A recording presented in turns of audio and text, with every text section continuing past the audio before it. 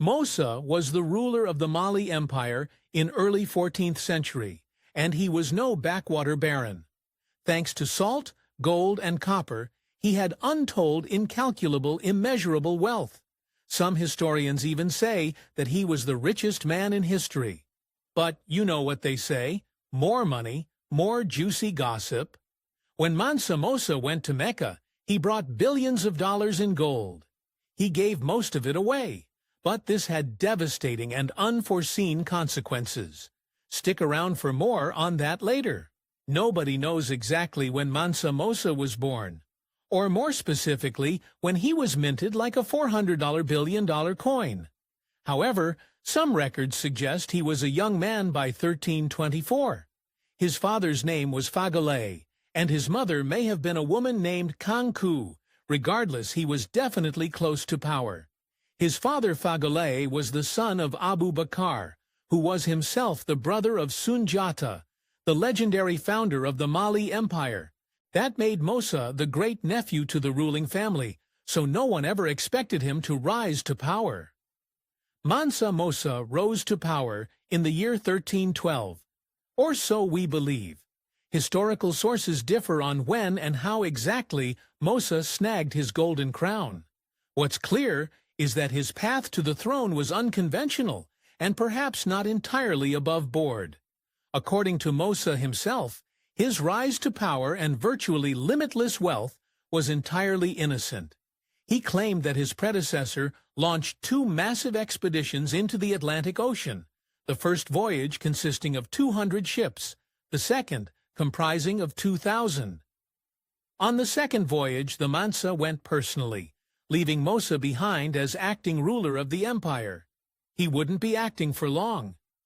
Musa gives a perfectly believable account of what happened next. He claimed that, when the reigning Mansa failed to return from his voyage of sea, Musa officially took the crown. His ascension shifted power from Sunjata's descendants to the branch of the royal family descendant from Sunjata's brother Abu Bakr. Modern historians have cast doubt on Musa's breezy, coincidental tale of ascension. Sure, he said he just stepped in when the last guy vanished at sea, but let's be honest, that sounds suspiciously convenient. Some scholars believe that Musa didn't just inherit power, he seized it.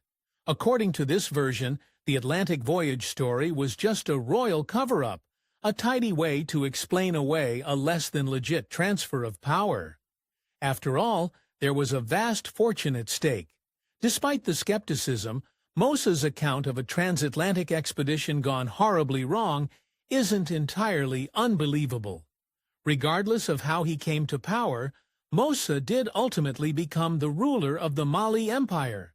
By the time he ascended to the throne, he wasn't some wise old king with a gray beard and a battle-worn crown. He was a young man, maybe even in his early 20s, when the empire landed in his lap. Musa spent his first years as Mansa, preparing for the greatest Hajj the world has ever seen. Historians believe he spent years orchestrating every golden-laden, camel-heavy, jaw-dropping detail. In preparation for his extravagant Hajj, Musa did something that would have made most religious clerics turn away in shame. He orchestrated slave raids in neighboring regions. Musa and Michael Gomez estimates Mali captured over 6,000 slaves annually, many of whom would join the Mansa's massive entourage on the road to Mecca. In his early reign, slave raids weren't enough to satisfy Musa. He wanted to conquer new lands. In 1324, while in Cairo, he casually claimed to have conquered 24 cities. These brutal campaigns were largely against non-Muslim societies, suggesting Musa framed them as religiously motivated. It was all for the gilded glory of the Mali Empire. Under Musa's rule, the Mali Empire reached its zenith, stretching across the Sudan-Sahel region. With its staggering reach, the empire dominated gold routes, cultural centers, and trade outposts, giving Musa direct control over the immeasurable resources and wealth of West Africa. But he still hadn't satisfied his thirst for more wealth yet. When Musa took the throne, The Mali Empire had already subsumed much of the old Ghana Empire. His domain covered what we now call Mali, Guinea, Senegal, Mauritania, the Gambia, and more, a massive swath of gold-rich terrain. However, his acts of conquest may have started at home. According to the Tariq al-Fattash, Musa didn't just have the blood of his enemies on his hands. He may have accidentally ended his own mother's life. While the details of the event are murky at best, the incident, whatever it was, didn't put a dampener on Musa's much-anticipated Hajj. A devout Muslim, Musa had spared no expense in preparing for his Hajj, his sacred journey to Mecca. While the Muslims make the humble journey with what little they have, Musa turned the mandatory adventure into a continent-spending spectacle. The journey catapulted his fame across North Africa and the Middle East, where tales of his generosity and gold spread like wildfire. To Musa, the Islamic world wasn't just a spiritual community. It was a cosmopolitan club of wealth, learning, and influence, and he wanted in. In embracing Islam, he sought not only salvation, but a seat at the cultural table of the Eastern Mediterranean, but he couldn't exactly abandon his empire. Before setting off on his glittering trek to Mecca, Musa made a practical move. He left his son Muhammad in charge of Mali, but while the empire was in good hands, Musa's attention was focused on showing the world what Mali and gold could buy, namely, everything. Between 1324 and 1325, he traveled over 2,700 miles across Africa's deserts and cities. Musa's Hajj looked more like a traveling empire than a group of wanderers. His caravan included more than 12,000 slaves dressed in brocade and Yemeni silk. Each one of them reportedly carried 4 pounds of solid gold bars. It's a good thing Musa didn't have to pay for overnight baggage. He was traveling with literal tons of gold. According to some estimates, he may have carried up to 18 tons of it during his journey to Mecca. In today's money, that's over 1.3 billion, just casually riding on camels across the desert. But that gold wasn't just so Musa could show off his fabulous wealth. It also showed off his generosity. Musa personally supplied food and provisions for his entire entourage, including men, slaves, and animals. Every meal was on Musa. All along his Hajj, he gave gold and other riches to the poor, with legendary generosity. Turns out, you can buy a lot of goodwill with more than $1 billion in gold. In cities like Cairo and Medina, he splurged lavishly on souvenir shopping, picking up everything he could get his hands on. His extravagant spending sprees would come back to haunt him and entire economies. When he wasn't busy giving away gold or spending it on trinkets, Musa was honoring the gods. According to legend, he built a mosque every single Friday during his journey. Whether true or extravagant, it illustrates just how deeply he wanted to fuse faith with fortune. When Musa's caravan reached Cairo in July of 1324, they camped for 3 full days beside the pyramids of Giza. Then, on July 19th, they crossed the Nile, and Cairo would never forget it. Once inside the city, Musa behaved like something of a tyrann. When he met Mamluk Sultan al-Nasir Muhammad, the Sultan expected him to bow. However, Musa, proud and devout, initially refused. After all, why should he bow to someone whose kingdom he could conquer 100 times over? Eventually, Musa realized that he was disrespecting his host and changed his tack. After some tense moments, Musa bowed before the Sultan, but he wanted to be clear about one thing. He was actually bowing before God, and God alone. That seemed to smooth things over for the time being. While in Cairo, Musa hobnobbed with the city's elites. He stayed in the Coiffure district and struck up a friendship with the local governor, Ibn Amir Hajib. The two reportedly spent hours in deep conversation, with Musa regaling the governor about his homeland before the desert, and how laden with riches he was. His time in Cairo became the stuff of myth. Even after leaving Cairo, Musa didn't put his wallet away. In the final leg of his journey, on his way to Mecca, he continued his philanthropic spree, giving generously to the people of Medina and his fellow pilgrims. Whether it was PR or piety, Musa knew how to leave a lasting impression. He believed there was enough wealth to go around. While visiting the holiest site in Islam, the Masjid al-Haram in Mecca, Musa's caravan nearly caused a holy fight to break out. Tensions flared between his men and a group of Turkic pilgrims, with both sides drawing their swords. Luckily, Musa stepped in and diffused the conflict before it turned bloody. But he wasn't out of danger yet. After the Hajj ended, Musa lingered in Mecca longer than most others.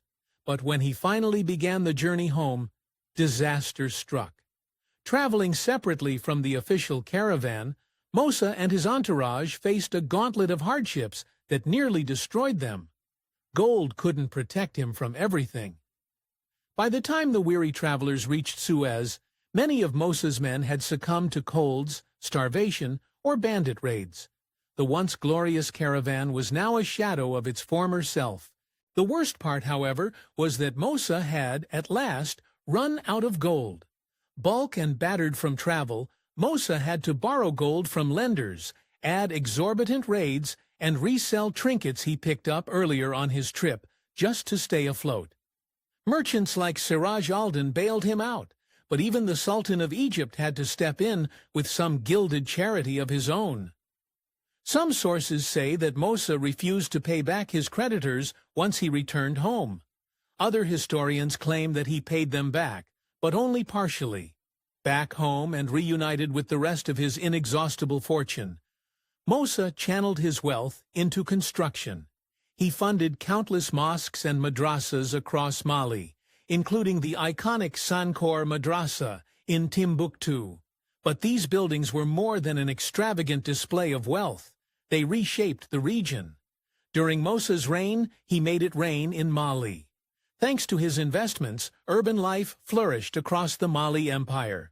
According to scholar Sergio Damian, the region transformed from a desert, albeit a rich one, to a vibrant civilization with at least 400 cities dotting the Niger Delta alone. Gold paved the streets and the foundations. Throughout his Hajj, Musa hadn't shown off his wealth. He had mythologized it. He reportedly spread tales that gold grew like plants in Mali. The rumor made his empire sound like a fairy tale, and ensured that his fame spread far beyond the Sahara to attract merchants from all over the world.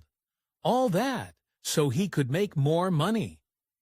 Musa's inestimable fortune came in large part from taxing the lifeblood of West African trade.